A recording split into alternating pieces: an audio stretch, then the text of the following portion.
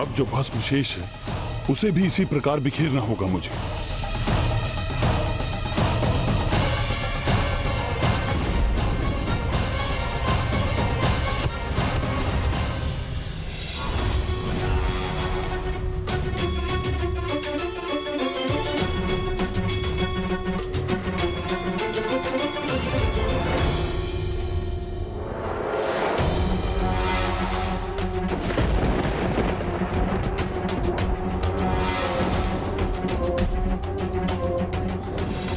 शेष भस्म वो यहां से कहां चली गई? भला कहां अदृश्य हो सकती है?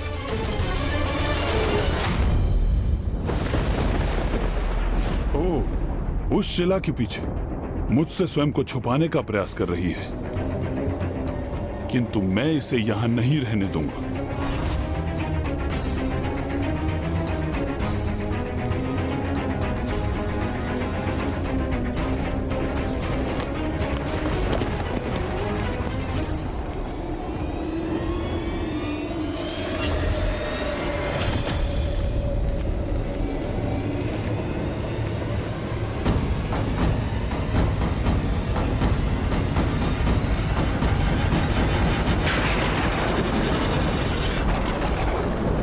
नहीं पुत्र है ग्रीफ।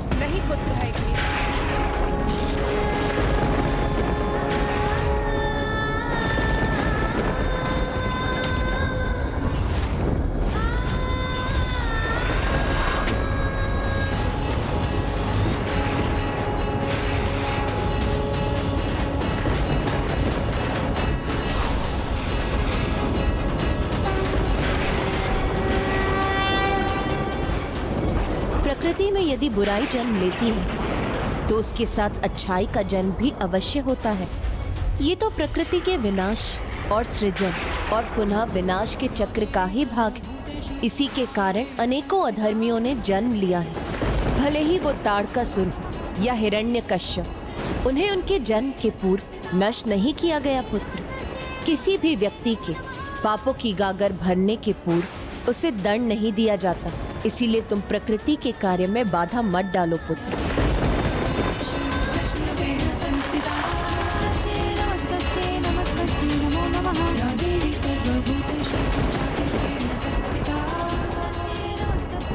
उचित है माता, मुझे क्षमा कीजिए माता।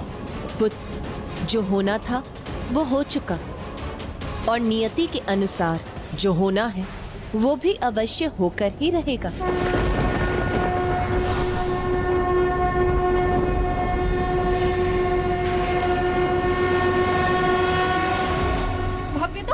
हाँ हाँ, कितना अद्भुत आयोजन है। हाँ हाँ, भव्य तो होगा ही।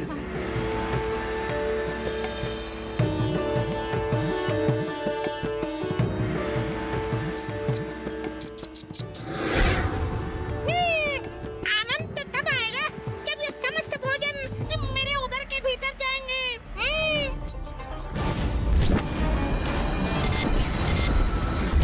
मेरे मन में तो अभी तक वही प्रश्न उमड़ रहे हैं कि उन विचित्र घटनाओं के पीछे क्या कारण था। पिताश्री,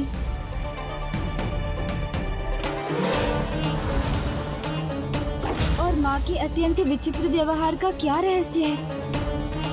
कब आरंभ होगी अभिषेक की ये विधि, जिस विधि के संपन्न होने पर ही मैं अपने प्रश्नों के उत्तर प्राप्त कर सकूंगा।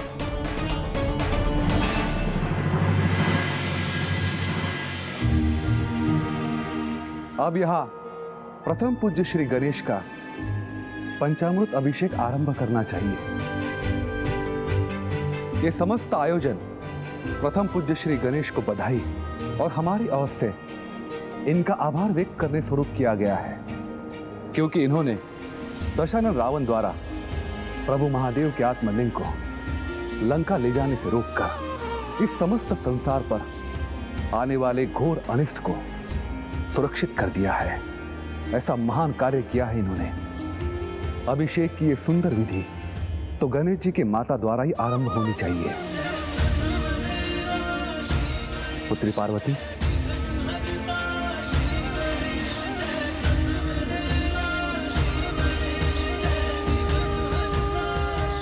प्रभु, अब आप ये समय उचित है। अब मैं माँ से अपने प्रश्नों का उत्तर भी जान सकता हूँ। माँ, मुझे आपसे कुछ कहना है। पुत्र, मुझे ज्ञात है तुम्हारे मन में तो सदा भांति भांति के प्रश्न उत्पन्न होते रहते हैं, किंतु ये प्रश्न और उत्तर में उलझने का समय नहीं है पुत्र। एक बार अभिषेक संपन्न हो जाए, उसके पश्चात हम अवश्य वार्तालाप करेंगे।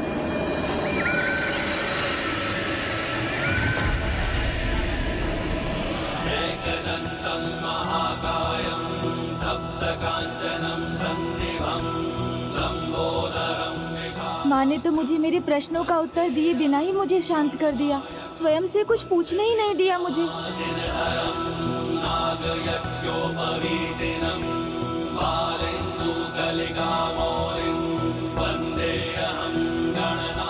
आइए देवी मैना, अपने सर्वाधिक प्रिय नाती का आप दही से अभिषेक कीजिए।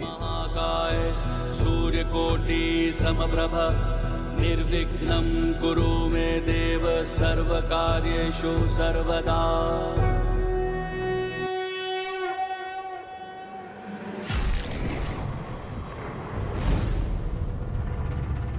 क्या हुआ पुत्र गणेश? किस विचार में हैं आप?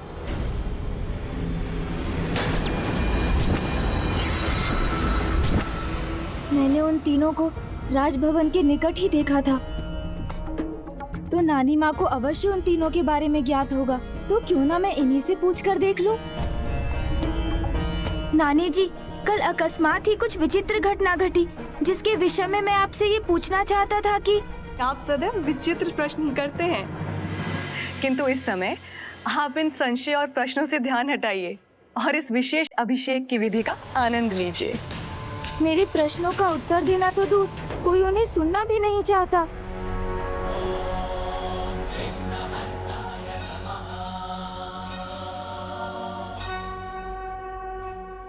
प्रभु, अब आप गणेश का ग्रीस का अभिषेक कीजिए।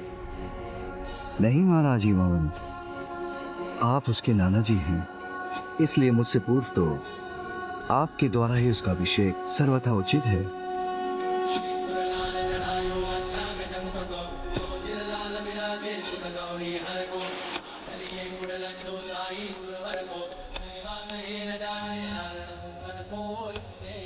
पुत्र गणेश, इस विशेष अवसर पर आप अपने नाना जी से क्या विशेष उपहार प्राप्त करना चाहते हैं, बताइए मुझे। प्रभु, छप्पन भोग मांग लीजिए नाना जी से, बस उसी से संतुष्ट हो जाएंगे हम। नाना जी, यदि आप मुझे कोई उपहार प्रदान करना ही चाहते हैं, तो मुझे मेरे कुछ प्रश्नों के उत्तर देकर मेरी एक जिज्ञासा शांत कर दीजिए।